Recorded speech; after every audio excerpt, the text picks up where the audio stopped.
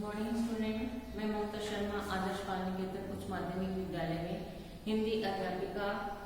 हम अपनी पाठ्य पुस्तक व्याकरण से समास का अध्ययन कर रहे थे।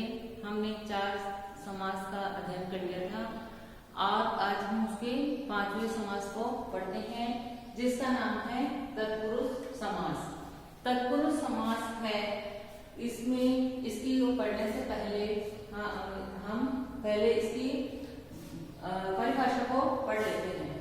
तत्पुरुष समास में उत्तर पद प्रधान होता है तथा समस्त पद में विभक्तियों व सर्गों का लोप हो जाता है, उसे तत्पुरुष समास कहते हैं।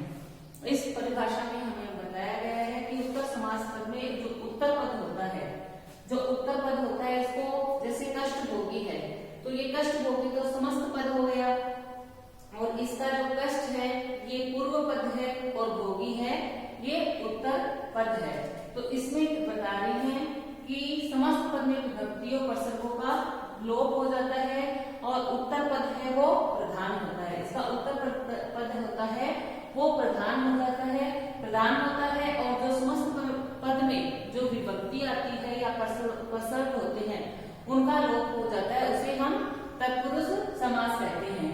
जिस तत्पुरुष समास में दो प्रकार की विभक्तियों का प्रयोग नहीं किया जाता है, जिसमें एक तो है कर्ता कारक और दूसरा है संबोधन कारक।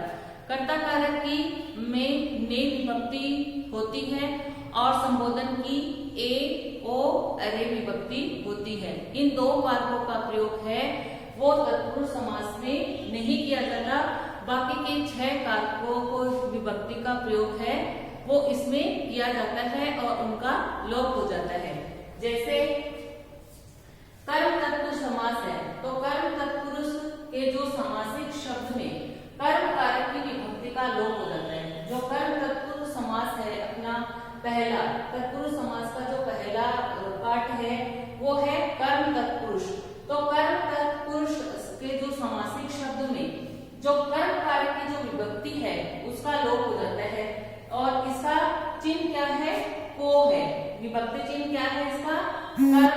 इसकी कर्म तत्पुरुष की को है। तो जो को विभक्ति है उसका समस्त पद से लोप हो जाता है। जैसे अपना है कष्ट भोगी, अपना है ये समस्त पद है कष्ट भोगी, तो इसका हम विग्रह करेंगे तो कष्ट को भोगने वाला। तो ये जो विभक्ति चिन्ह आया है को, इसका इसमें लोप हो जाता है और फिर ये पूरा शब्द है जो बन जाता है कष्ट भोगी, अर्थात कष्ट को भोगने वाला। तो ये जो को है ये को विभक्ति चिन्ह है, इसका कर्म तत्पुरुष में इसका लोप हो जाता है। अगला है जैसे देवगत, देव को गत यानी देव को गया हुआ, तो ये को जो विभक्ति चिन्ह आया है इसका लोप हो जाएगा, तो हो जाएगा अपना देवगत। ऐसे ही है ग्रामगत, तो ग्राम को गत यानी गांव को गया हुआ, तो ये जो को विभक्ति चिन्ह आया है इसका लोप हो जाता है। तो जो कर्म तत्पुरुष समास है इसके जो विभक्ति चिन्ह है को, इसमें कर्म तत्पुरुष में इसका लोप हो जाता है। और दो प्रकार के जो समास है, 2 प्रकार के जो कारक है उनका प्रयोग नहीं होता, एक तो कर्ता कारक, एक संबोधन कारक। मैंने अभी आपको बताया था। फिर ऐसे ही दूसरा अपना है करण तत्पुरुष।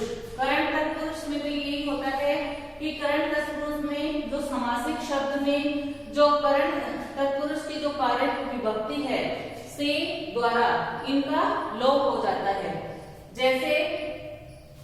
जैसे अपना है तुलसी कृत, तुलसी द्वारा कृत यानी तुलसी द्वारा, तुलसीदास द्वारा रचा हुआ। तो ये जो द्वारा शब्द है ये क्या हो जाता है? इसका लोप हो जाता है। इसमें करण तत्पुरुष का जिनकी विभक्ति चिन्ह है से और द्वारा, इनका क्या होता है? लोप हो जाता है और फिर ये समस्त पद बन जाता है। जैसे तुलसी कृत, तो तुलसी द्वारा कृत यानी रचा हुआ, तो द्वारा है इसका लोप हो जाता है।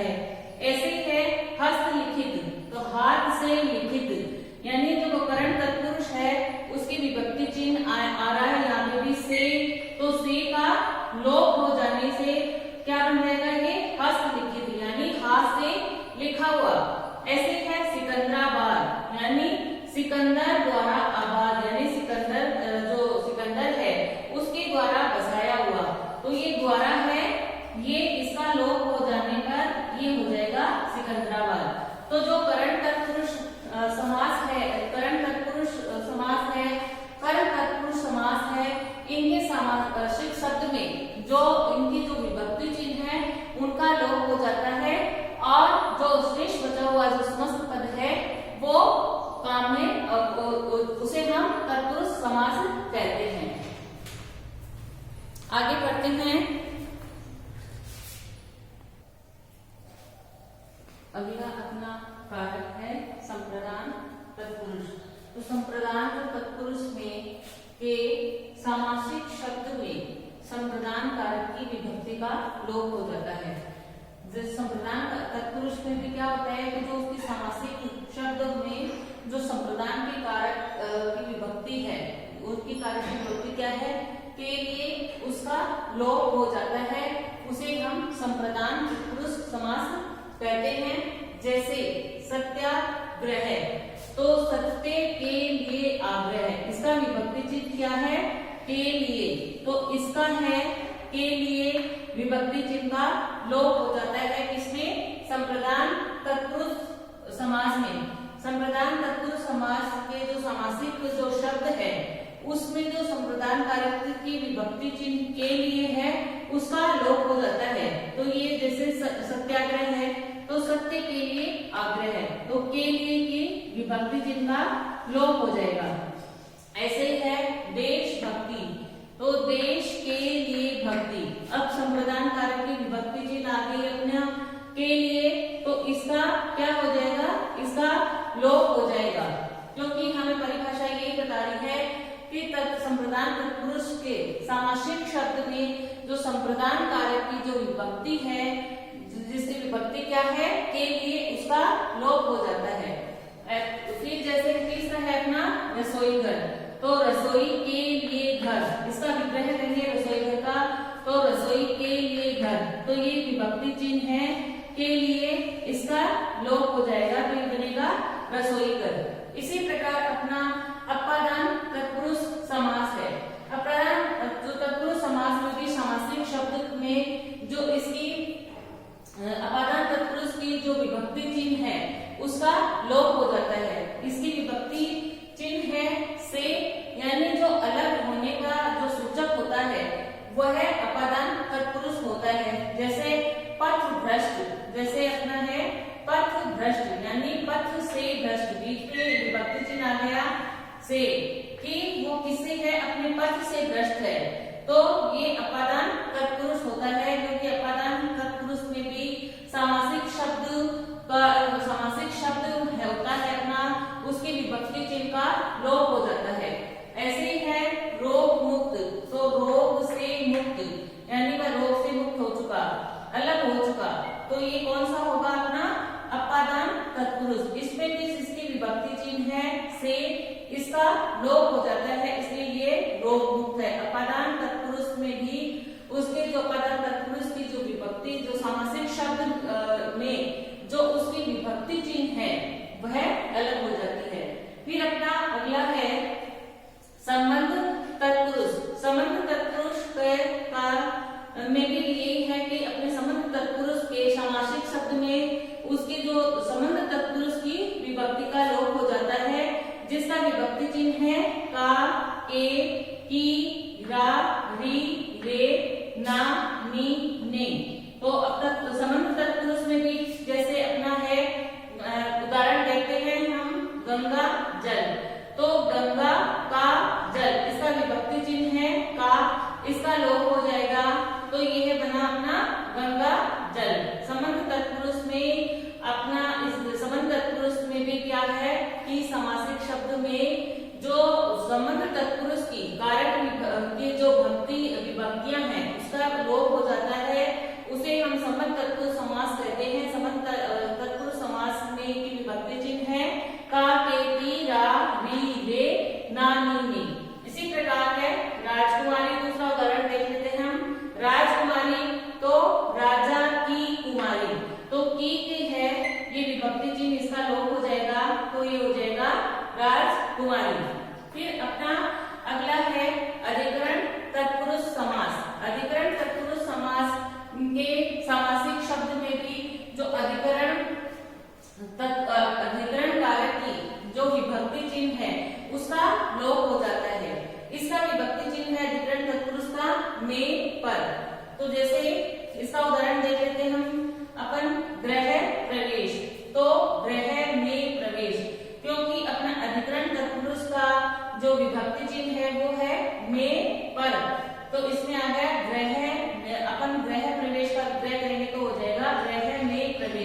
तो में का विभक्ति चिन्ह है वो लोप हो जाएगा, तो ये अपना हो जाएगा गृह प्रवेश। फिर है दूसरा घुड़ सवार, तो इसका ग्रह करेंगे तो हो जाएगा घोड़े पर सवार। तो ये जो पर है इस विभक्ति चिन्ह का इसका लोप हो जाएगा, तो हो जाएगा ये घुड़ सवार। इसका ही एक और जो अधिकरण तत्पुरुष के अलावा एक और तत्पुरुष माना जाता है जिसको हम कहते हैं न्य तत्पुरुष। न्य तत्पुरुष में पहले पद में नकारात्मकता का भाव होता है। इसमें क्या, इसमें न्य तत्पुरुष में नकारात्मकता का भाव होता है पहले पद में, जैसे अधीर है, अधीर अधीर, ये तो न धीर जिसमें धीर नहीं हो वह होता है अधीर। तो इसमें अपने को क्या नकारात्मकता का भाव उत्पन्न हो रहा है। ऐसे ही है अमर कि जो न मरे। ऐसे ही है तीसरा अन्याय, न न्याय, अनुचित न अनुचित, न उचित, जो उचित नहीं होता है वो अनुचित होता है। तो न्य तत्पुरुष समास में हमें पहले पद में नकारात्मकता का भाव होता है। ये भी इसका भी एक रूप यह माना जाता है। तो अपना ये जो संप्रदान तत्पुरुष है, अपादान तत्पुरुष है, अधिकरण है और नय तत्पुरुष, इनका हमने अध्ययन कर लिया है। अब हम आगे का अध्ययन करेंगे।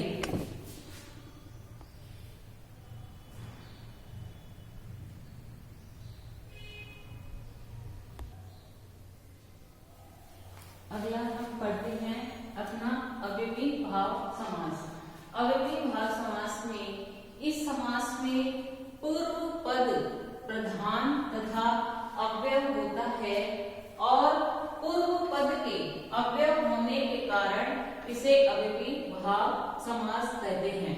कि इस समास अव्ययी भाव समास में क्या होता है कि पूर्व पद है, जो पूर्व पद है वो प्रधान होता है तथा अव्यय होता है और इस के पूर्व पद के अव्यय होने के कारण इसे अव्ययी भाव समास कहते हैं। कि ये जैसे मैंने बताया था आप लोगों को कि ये पूरा इसको कहते हैं अपने समस्त पद, और ये इसका हो गया पूर्व पद, इसको कहते हैं हम पूर्व पद, और ये हो गया अपना उत्तर पद। तो ये कह रहा है कि अव्ययी भाव समास में पूर्व पद है वो प्रधान होता है और अव्यय होता है, और पूर्व पद के अव्यय होने के कारण इसे हम अव्ययी भाव समास कहते हैं। और इस समासिक शब्द को के पूर्व पद आ, प्रति, बी, हर, वे, नी आदि होते हैं।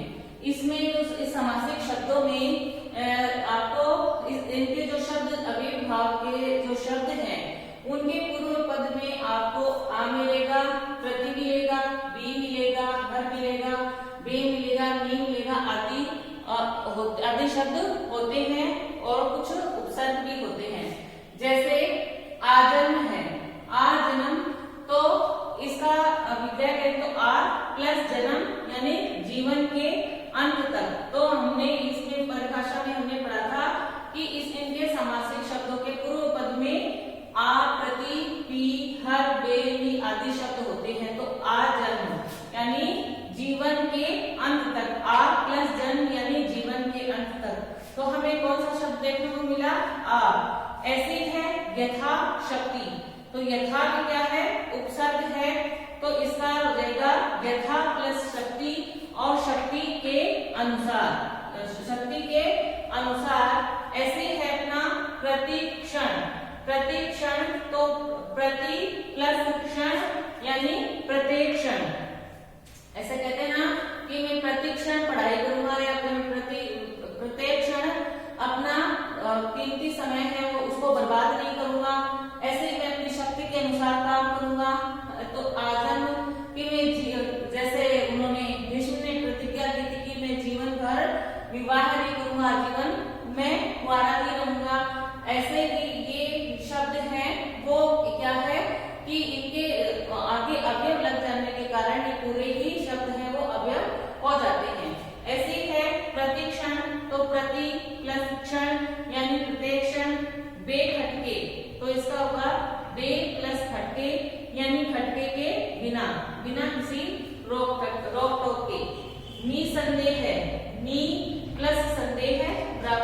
संदेह रहित। तो हमने इसमें इस समास में पढ़ा था कि इसका पूर्व पद है वो प्रधान होता है और इस पूर्व पद में पद प्रधान होता है तथा अव्यय होता है और पूर्व पद के अव्यय होने के कारण इसे अव्ययी भाव समास कहा जाता है।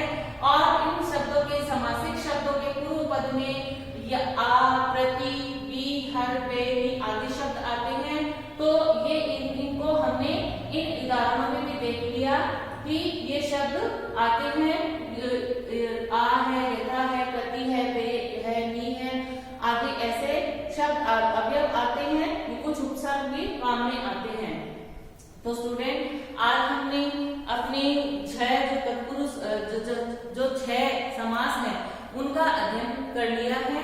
इनमें से किसी भी समास, कोई भी समास जो आपको कोई समझ में नहीं आया हो या आपके कोई भी प्रकार का कोई संदेह हो तो आप मुझसे मैसेज करके या व्हाट्सएप पे कॉल करके पूछ लीजिएगा। Thank you, have a nice day.